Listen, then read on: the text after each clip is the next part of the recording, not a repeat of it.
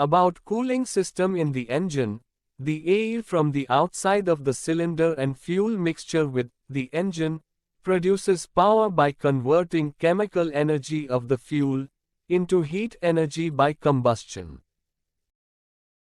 Part of the total heat produced by the combustion is used to push the piston downwards and thereby producing necessary power to the system. Some of the heat is carried away by the exhaust gases through the exhaust valve. Air-fuel combines and generates the hot gases inside the cylinder and coolant around the cylinder cools down. The heat of the engine is absorbed by the coolant in order to bring the engine temperature down within its normal operating range. For cooling the engine externally, air allows from the radiator and fan to the engine. A typical automotive engine cooling system consists of a radiator, fan, water pump, coolant reservoir, thermostat, heater core. When the engine is started, the water pump connected to it also begins to pump the coolant around the engine cylinder from the lower radiator tank into the coolant passages.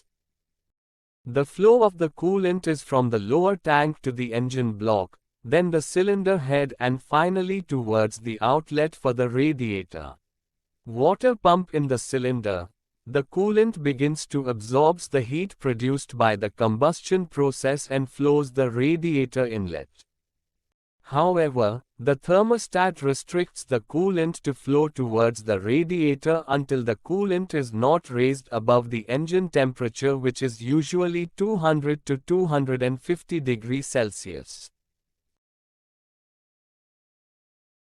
At this instance, if the heater inside the cabin is turned on, the coolant is made to flow through the heater core via the bypass hose. If the switch is turned on, the heater core as mini radiator, which is used to exchanger to transfer the heat from the coolant to the air that flows inside the passenger compartment.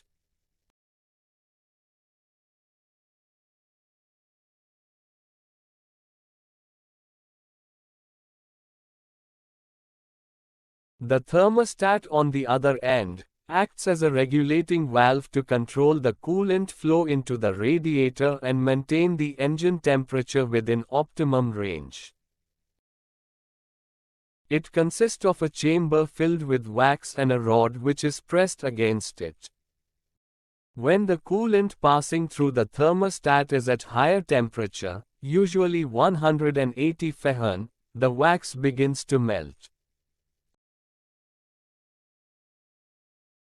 The melting causes thermal expansions of the wax, which in turn pushes the rod and thereby allowing the coolant to flow outside.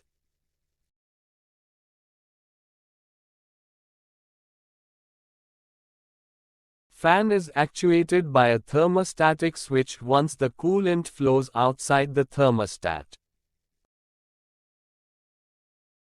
Coolant past the thermostat valve enters into the radiator upper through the radiator hose.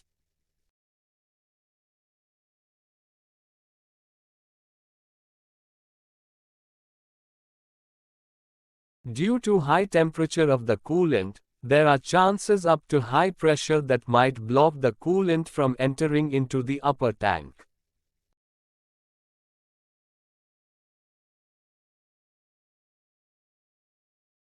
High pressure inside the valve is controlled with the help of pressure regulating valve. To avoid this, the upper tank is provided with a pressure regulating valve, which opens when the pressure in the system increases beyond the recommended valve. The opening of the valve allows the high pressurized coolant to flow into the coolant overflow tank.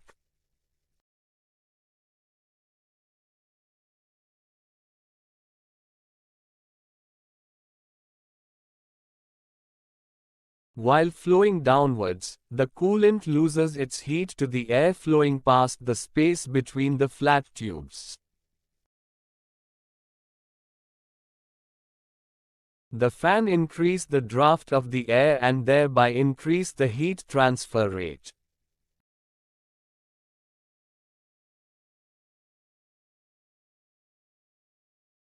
For better cooling effect, the heat transfer area is further increased by providing fins on the flat tubes.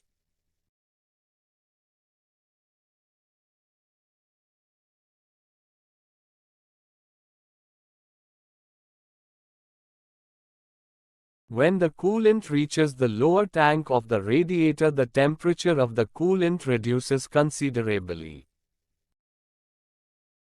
THSI cold coolant is circulated back around the engine cylinder and the cycle is repeated.